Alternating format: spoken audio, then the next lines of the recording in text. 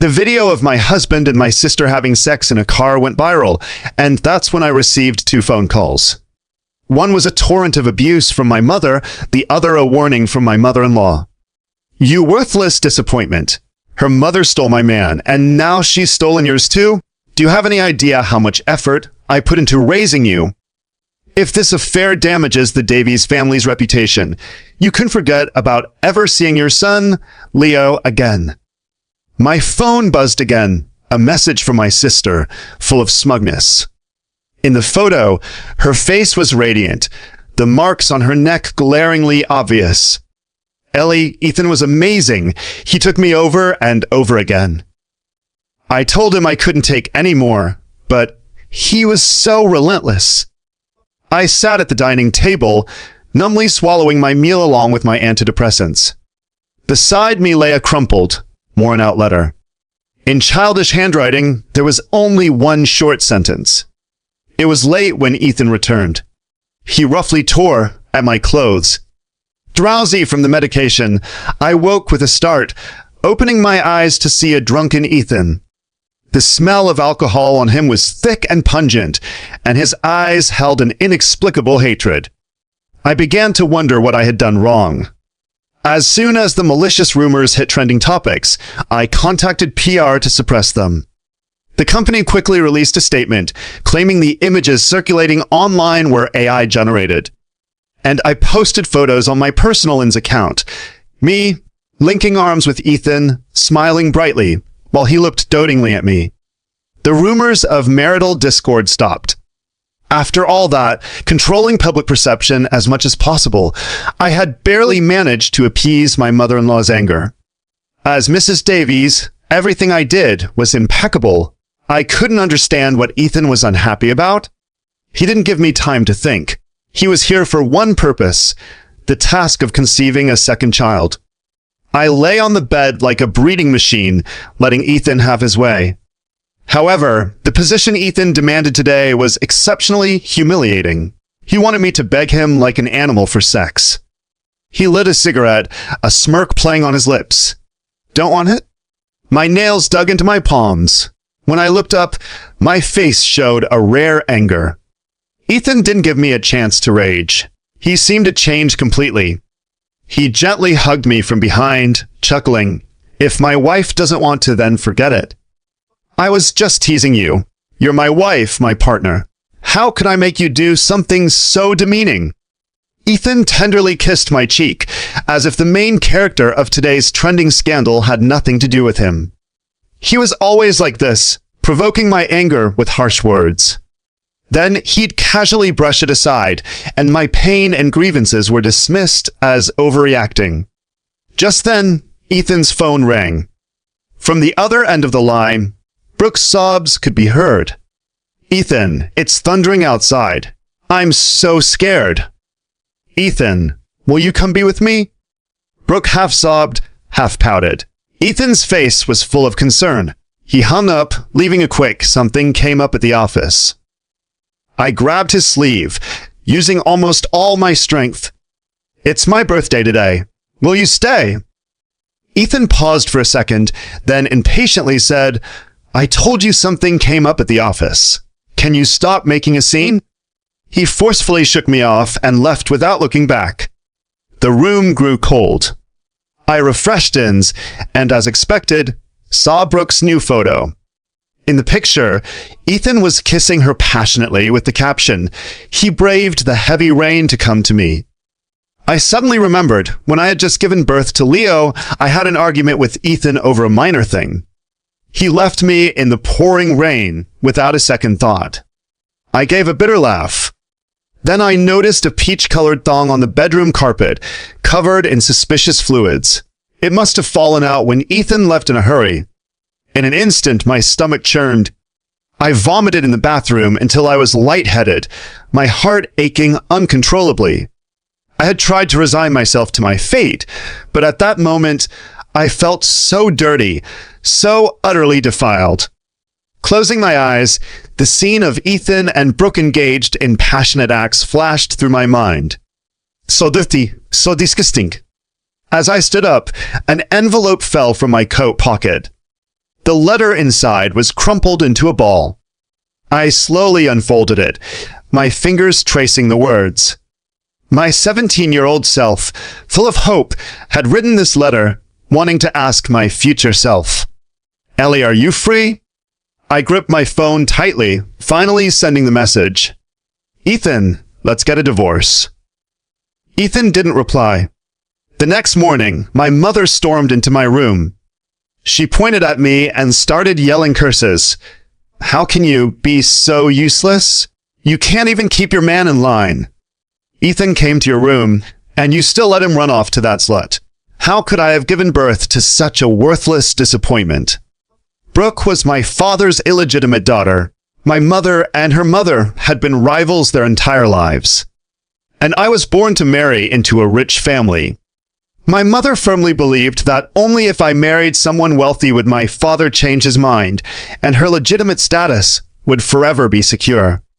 When I was little, my mother's most frequent saying was, "To ensure you'd be a lucky charm for your husband, I endured the pain and waited 2 whole hours until the master had calculated the auspicious time to give birth to you. If you can't marry into wealth, will you live up to my expectations?" So, from childhood, I was groomed to be a wife for a wealthy family. I couldn't eat too much because I had to maintain my figure. My academic performance had to be excellent because rich families preferred well-educated wives. If I failed, my mother would whip my legs with a thin cane, scolding me as she hit. "If you don't marry into wealth, your life will be ruined. Not only will your life be ruined, but I'll never be able to hold my head high." Now, with that illegitimate daughter parading around, my mother's face was contorted with rage. A strange sense of satisfaction surged through me. My mother paced anxiously. "Back in college, you and Ethan were so in love. He listened to your every word. Did you do something to upset him?" Her voice turned shrill and grating. Ethan was the one who cheated, yet everyone thought it was my fault. A car pulled up downstairs. Ethan, who hadn't returned all night, was back. Ethan handed me a gift box, as if nothing had happened. He apologized to me in an affectionate tone. "This is your birthday gift. Last night was my fault. Don't be mad, honey. I shouldn't have left you to deal with office matters. It won't happen again." I opened the gift box.